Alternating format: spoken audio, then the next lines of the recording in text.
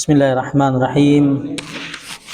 Uhayyukum bitahiyatil Islam, tahiyatil khalidah, tahiyatil ahlil jannah, tahiyatis salam.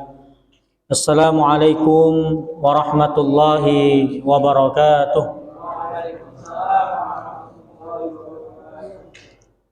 Alhamdulillah, alhamdulillahi wa kafa, wassalatu wassalamu ala habibil mustafa Sayyiduna Muhammad ibn Abdillah wa ala alihi wa ashabihi wa mawalah wa la hawla wa la quwata illa billah. Rabbi a'udhu bika min hamazati syayatin wa a'udhu bika rabbi an yahdurun. Subhanaka la ilma lana illa ma'allamtana innaka antal alimul hakim. Wa la hawla wa la quwata illa billahil aliyyil azim. Qala ta'ala fi kitabihil karim wa huwa asdaqul qailin. A'udzu billahi minasy syaithanir rajim walladzina jahadu fina lanahdiyannahum subulana wa innallaha lama'al muhsinin. Shadaqallahul azim wa shadaqa rasuluhul karim. Nahnu ala dzalika minasy syahidin wasyakirin walhamdulillahi rabbil alamin.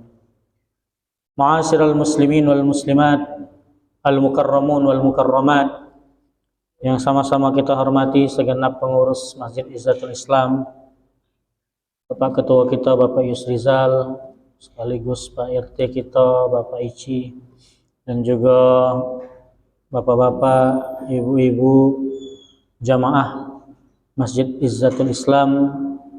Kajian rutin kita ba'da maghrib insyaallah, mudah-mudahan setiap kita senantiasa mendapatkan kebaikan dari Allah, senantiasa mendapatkan rahmat, ampunan dari Allah Subhanahu wa taala. Amin ya rabbal alamin.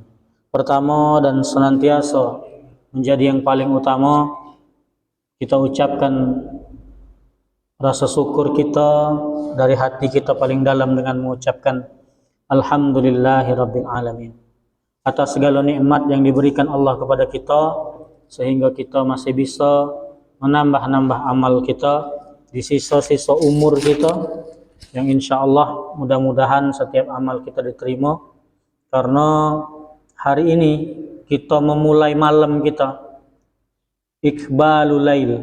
Maka dalam satu doa itu, Iqbalul Lail itu memulai malam dengan ketaatan, itu luar biasa. Ada orang yang memulai malamnya dengan maksiat, dengan meninggalkan sholat maghrib, dengan meninggalkan ibadah. Tapi kita memulai Iqbalul Lailik, memulai malam kita dengan ketakwaan kepada Allah Subhanahu wa taala. Meskipun kita tahu, dan Allah Subhanahu wa taala menyebutkan dalam Al-Qur'an, nahar kita itu, siang kita itu sabhang tawila. Kita lalui dengan banyak aktivitas, mencari rezeki, mencari nafkah, dengan segala kegiatan yang mungkin sudah melelahkan kita, yang mungkin sudah membuat kita capek, yang mungkin sudah menguras energi kita, yang mungkin sudah menguras pikiran kita. Sehingga seharusnya kita di awal malam ini, di maghrib ini, kita sudah beristirahat, bersantai di tempat tidur kita, sudah merebahkan pinggang kita, tapi kita memilih untuk taat kepada Allah SWT. Maka itu adalah nilai lebih, nilai tambah seorang hamba.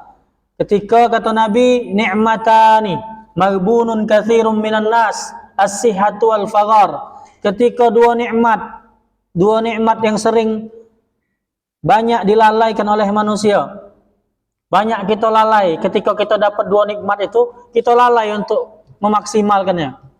Apa? As-sihhah, sehat. Banyak ketika kita sehat, kita lupa untuk ibadah.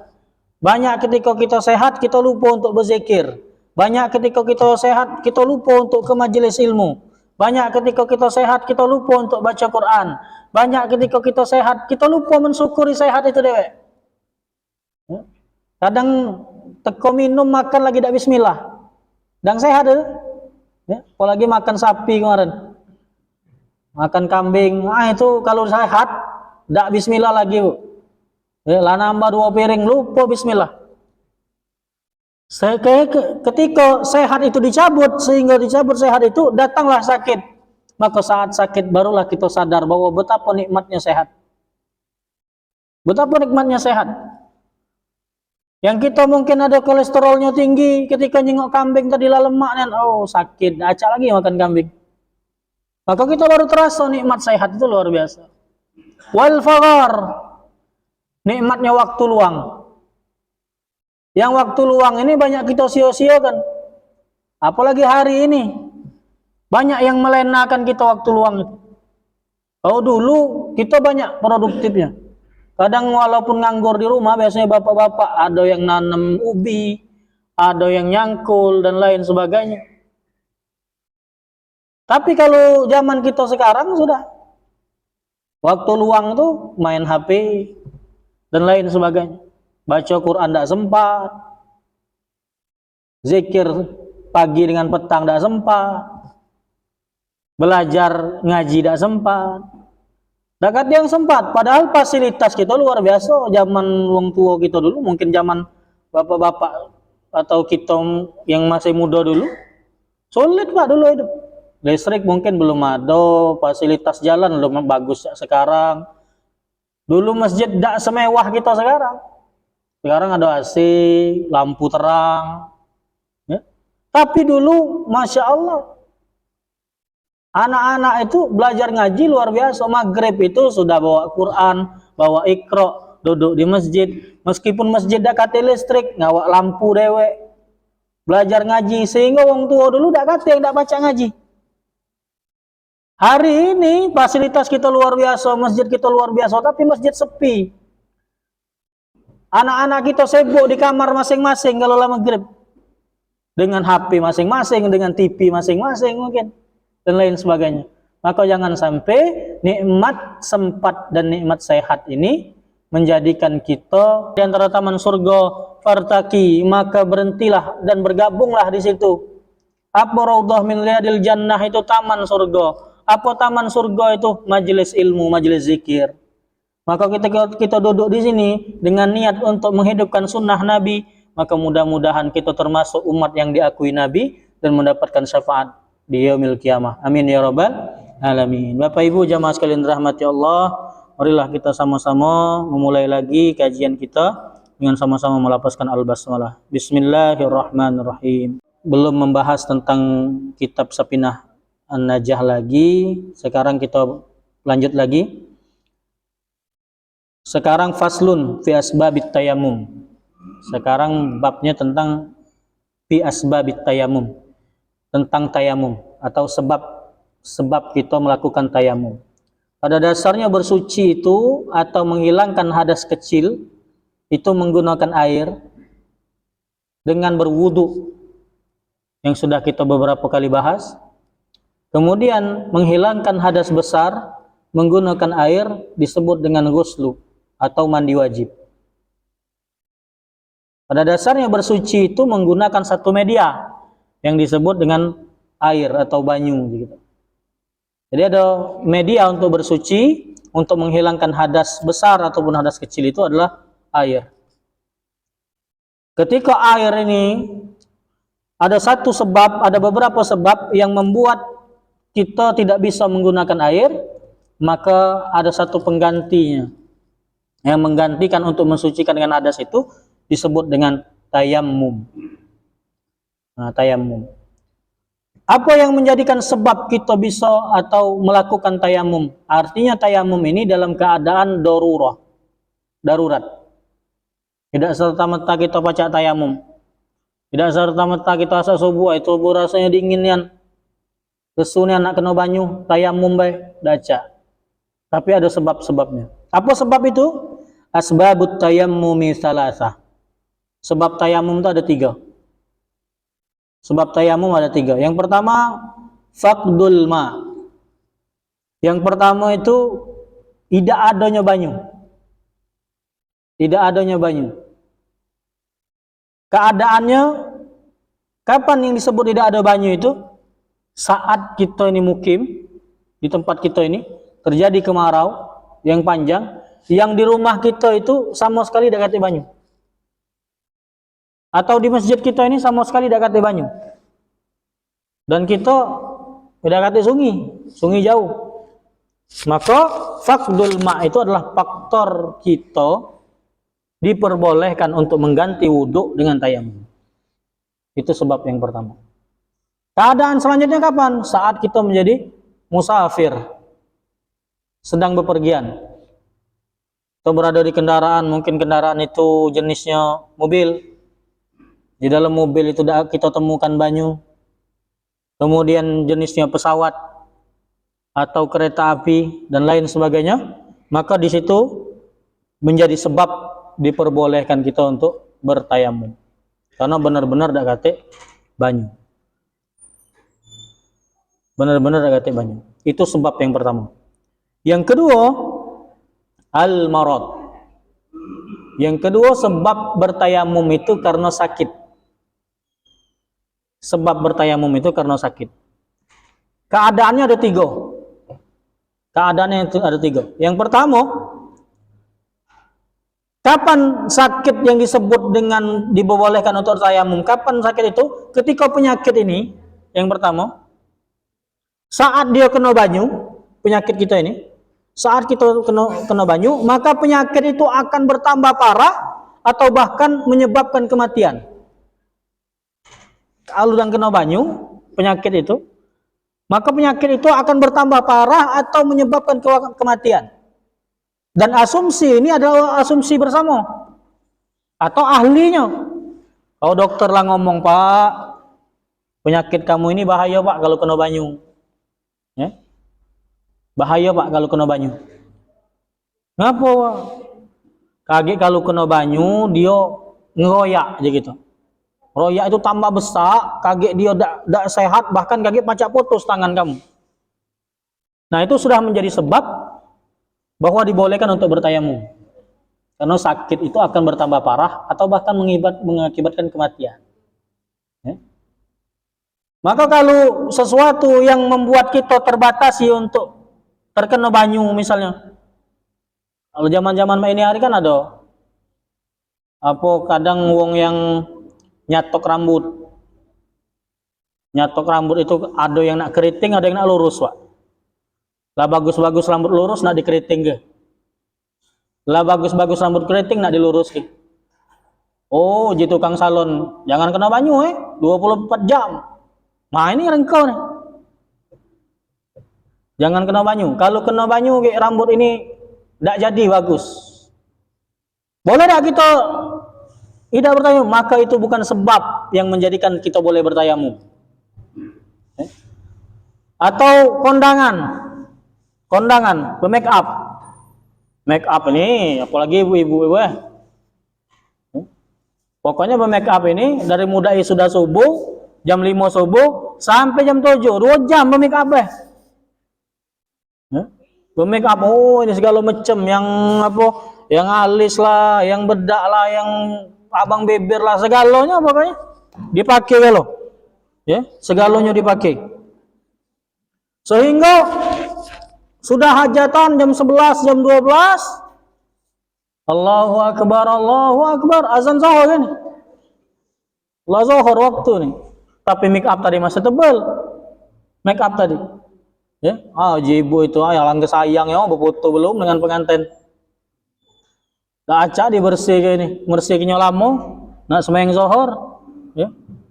Nak sembahyang zuhur, maka banyak orang yang meninggalkan sholat karena itu. Besar dosanya, Pak.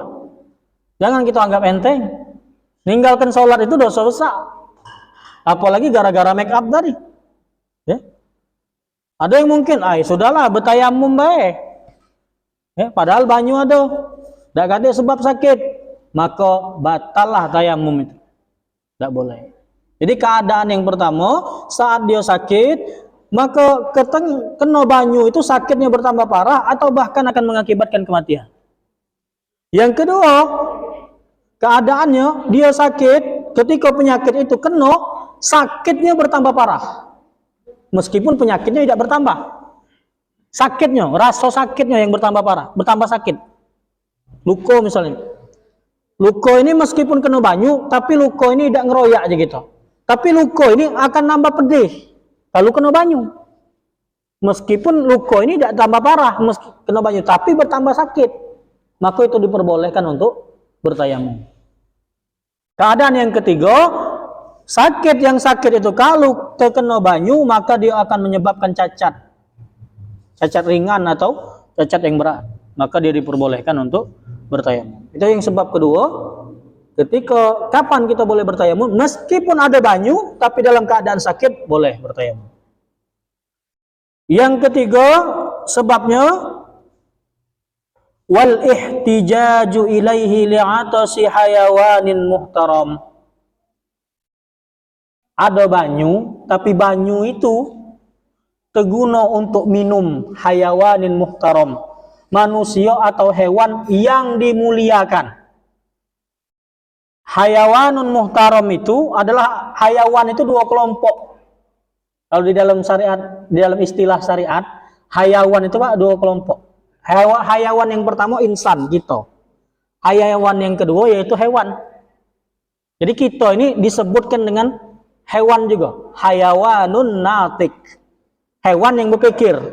Karena kita punya sifat hewan juga. Maka ketika ada banyu, tapi banyu itu diperuntukkan untuk minum. Untuk minum. Hayawanun muhtaram, hewan yang dimuliakan. Yang muhtaram itu artinya dimuliakan, tidak boleh dibunuh, tidak boleh disiksa. Maka dia boleh untuk bertayamum. Boleh untuk bertayamum. Dalam satu keadaan kita mungkin di mobil, banyu itu cuma untuk minum, baik. Maka dalam satu kaedahnya dalam usul fikih, memelihara kehidupan kita itu jauh lebih wajib. Jauh lebih wajib. Misalnya kita di hadapan dalam satu keadaan banyu tinggal inilah.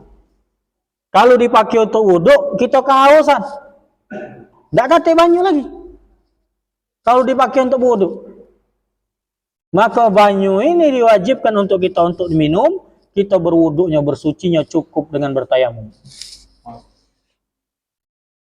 Ketika keadaan itu berada pada hayawanun muhtaram.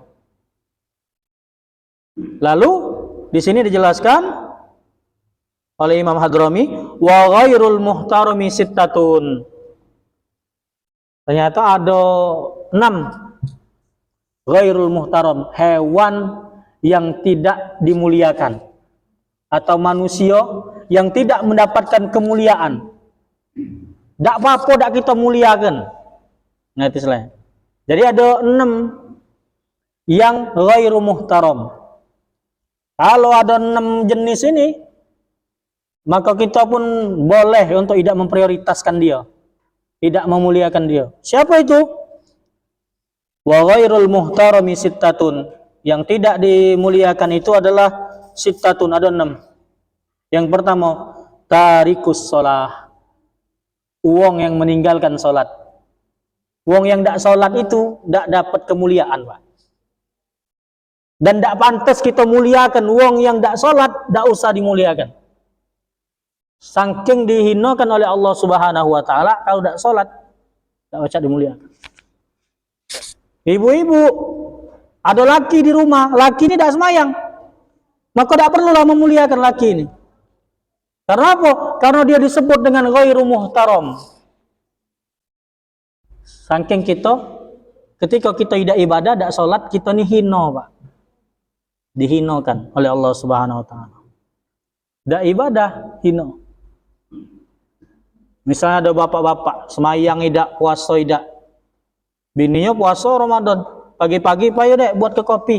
Maka ibu-ibu ini tidak berdosa kalau tidak mematuhi perintah laki. Payo dek buat ke kopi. Bininya dak aku puasa, kau tidak puasa. Oh, kau ini lagi masuk neraka. Kau tidak taat dengan laki, kau dulu masuk neraka. Boleh saya itu. Karena apa? Karena dia tidak melakukan perintah Allah. Sehingga dia diperbolehkan, maka dia bukan ghairu muhtaram, tidak dimuliakan. Maka kehinaan kita itu saat kita tidak memuliakan Allah. Ghairu muhtaram. Yang kedua, wazanil muhsan. Wazanil muhsan. Pezina yang dia sudah berkeluarga. Az-zani, pezina itu terbagi menjadi dua. Az-zani ghairu muhsan, pezina, wong yang berzina secara zahir ini, zinanya secara jelas, sudah jelas, yang dia sudah berjima dengan yang bukan mahramnya, dengan yang tidak halal bagi dia, maka disebut dengan zani, pezina. Pezina yang pertama disebut dengan zani ghairu muhsan, pezina yang dia ghairu muhsan. Siapa? Pezina yang dia belum menikah, belum ada pasangan, dia berzina. Ini ghairu muhsan. Bahkan hukumannya itu lebih agak ringan. Hukumannya dia dicambuk. Dicambuk 100 kali atau dalam beberapa riwayat 70 kali. Dicambuk. Pezina itu, Pak. Ya. Jadi hari ini kalau kita menormalisasi istilahnya, menormalisasi perbuatan zina. Zina itu kan diawali dengan khalwat. Khalwat itu apa? Khalwat itu berdua-duaan. Ya. Jadi kalau kita menormalisasi perbuatan ini, ada apa-apa lah. Misalnya ada anak kita bujang gadis dijemput oleh lanang malam minggu, dijemput, datang udah itu, ngawak mobil pula, turun dari mobil ngawak martabak 2 kotak. Oh Pak, minta tuh Pak, nak ngajak anak bapak nonton nenget, paling sampai jam 11 wae. Karena dia ngawak martabak tadi aja lah. Ya. Senang, maka itu berarti kita menormalisasinya. Maka kita juga yang dapat dosanya. Diawali dengan berkhalwat, berdua-duaan, maka terjadilah beberapa hal yang setan itu membisik-bisikkan syahwatnya. Wazani muhsan, pezina yang sudah berkeluarga. Nah ini tambah parah. Tambah parah. Lah ada bini, tapi dia istilahnya berjajan di luar. Bahaya ini, Pak. Ini merusak keberkahan dalam rumah tangga. Ini akan menjadikan rumah tangga itu diselimuti oleh pengaruh bahwa setan-setan. Bahaya. Ini zina muhsan. Sehingga zina muhsan ini di dalam syariat hukumannya apa? Hukumannya rajam, Pak. Hukumannya rajam. Rajam itu apa? Cara rajam itu di dalam syariat, si pezinah ini, yang muhsan ini, dibuat ke lubang, ke bawah, dibuat ke lubang, ditanam badannya, kakinya, tangannya ditanam, disisokkan sampai leher. Leher dengan kepala disisokkan. Nah, disisokkan sampai leher. Kemudian dari jarak 1 sampai 2 meter dari belakang kepalanya itu digotok pakai batu kerikil kecil-kecil di belakang kepala ini. Karena kan belakang kepala ini yang bahaya. Kalau dia kena benturan mati kita. Maka hukuman bagi zina muhsan itu dirajam. Dilempar batu kecil-kecil itu, digotoki sampai dia mati. Itu syariat. Ya. Bahwa ini termasuk dosa besar. Jangan sampai, karena hari ini menjadi tren. Ya. Kadang kita nemukan yang ini selingkuh dengan ini selingkuh dengan ini. Karena apa? Karena tidak ditegakkan syariat. Karena kita tidak dipahamkan masyarakat kita tentang bahayanya ini. Wong yang zina muhsan ini tidak berhak mendapatkan kehormatan dari manusia. Ghairu muhtaram. Ya.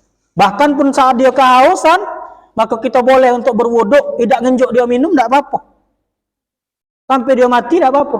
Karena dia ghairu muhtaram. Tidak mesti kita muliakan. Karena dia sudah bermaksiat, bahkan melakukan kibar, dosa besar kepada Allah SWT, yaitu berzina. Kemudian yang ketiga, al-murtad. Wong yang keluar dari agama Islam. Maka dia tidak pantas mendapatkan kemuliaan. Al-murtad, wong yang sudah dia dapat iman, dia sudah Islam, tapi dia memilih dengan mungkin beberapa faktor. Kadang wong tuh faktornya pertama ekonomi, menggadaikan agamanya karena ekonomi. Rasanya lah beratnya. Semayang sudah, ke masjid sudah, pokoknya sudah galau, tapi masih buntu itulah. Berat. Uji kawan tadi kau masuk Kristen baik, ku jamin hidup kau. Lah kira-kira Pak. Islam tadi buntu, masuk Kristen hidup dijamin. Nah ini ujiannya nih. Berat. Maka kata Nabi, kadal fakru ayyakuna kufran. Seringkali kepakiran itu mendekatkan seorang kepada kekafiran. Kepakiran itu kalau kita sudah rasanya mati akal, lah buntu nian, dagate apa-apa. Maka kadang kita berani menggadaikan keimanan kita.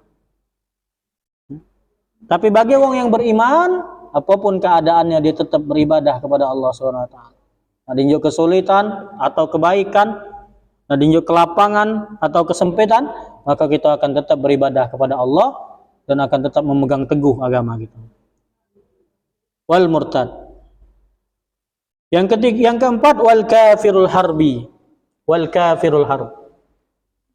Wong kafir bukan Islam, harb, tapi dia ini menghalang-halangi wong Islam atau memerangi wong Islam. Maka kafir itu terbagi jadi dua, kafirul zimmi wa kafirul harbi. Kafir yang terpelihara darah kehormatannya kita pelihara, ya mungkin dia bukan wong Islam, atau mungkin daerah kita di perumahan kita bukan orang Islam, tapi dia berinteraksi dengan kita biasa, dia baik dengan kita, maka dia harus dimuliakan sama cak wong Islam yang lain karena dia kafirul zimmi. Darahnya, kehormatannya, nama baiknya harus kita junjung, harus kita hormati dia, harus kita bertoleransi dengan dia, dia ibadah kita jaga bahkan. Kalau dia kafir zimmi, wong yang bukan Islam, tapi dia sama dengan kita, menjaga toleransi. Nah, jadi tidak serta-merta kau bukan Islam, kau musuh kami. Tidak itu. Bahaya. Ini banyak paham-paham ini. Maka banyaklah terjadi di awal-awal tahun 2000 itu, Pak. Yang baru-baru balik dari beberapa universitas yang memang brainwash, otak itu dicuci. Pokoknya yang tidak sepaham dengan kau, yang tidak seiman dengan kau, yang tidak sama dengan manhaj kau, dia berarti kafir. Kalau sudah kafir, halal darahnya dibunuh. Sehingga terjadilah bom Bali 1. Kami muat tulisan itu ada penelitiannya tentang uang yang belajar agama tapi belajarnya kolot. Apa kolot? Dia itu disebut dengan tidak memakai banyak instrumen yang tidak dipakainya. Dia lewatkan ilmu hadisnya, dia lewatkan ilmu tafsirnya, banyak hal yang dilewatkannya. Sehingga dia menganggap tadi bahwa setiap orang yang kafir, yang tidak seiman, bahkan seiman tapi tidak sepaham dengan dia, nah hati-hati Pak. Kadang ada pengajian ini, ya, pokoknya kau bukan kelompok kami. Bahkan ada satu kelompok yang wallahu alam katanya dia sudah bertobat, tapi besar, pendanaannya besar. Dia punya masjid-masjid dewek kadang. Tapi kalau kita masuk masjid dia, kita semayang di situ, kita balik mulai marbotnya ngepel. Karena kamu ini tidak berbaiat pecah kami. Kita dihukumnya najis, Pak. Kita semayang dihukumnya najis, lah bahaya ini.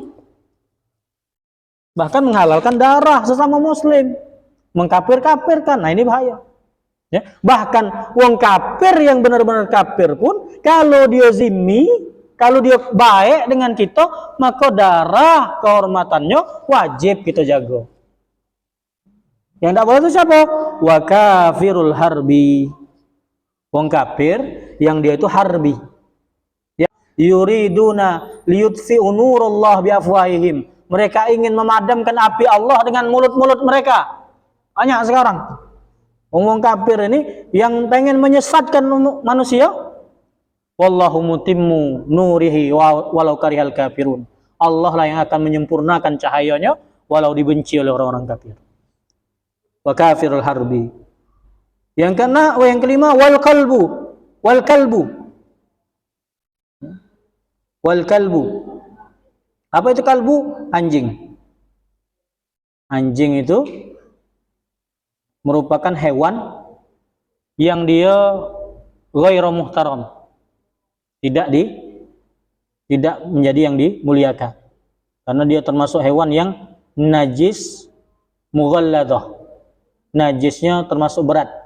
Sehingga ketika kita menempellah air liurnya di tempat minum kita atau tempat makan kita, maka tempat minum dan tempat makan itu terkena najis mughalladah, najis yang berat. Cara mencucinya tidak cukup dicuci dengan banyu sekali, tapi dia harus dicuci 7 kali, salah satunya biturab, dengan banyu atau pasir.